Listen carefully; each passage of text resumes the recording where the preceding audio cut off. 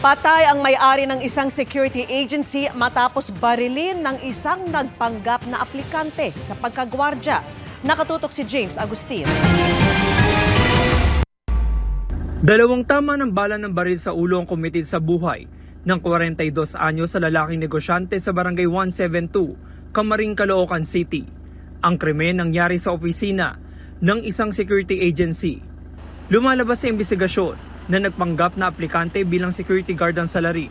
Habang yung biktima na isang negosyante na may-ari ng security agency ay nasa opisina niya nang biglang merong isang di kilalang tao na nagpanggap na mag-a-apply bilang security.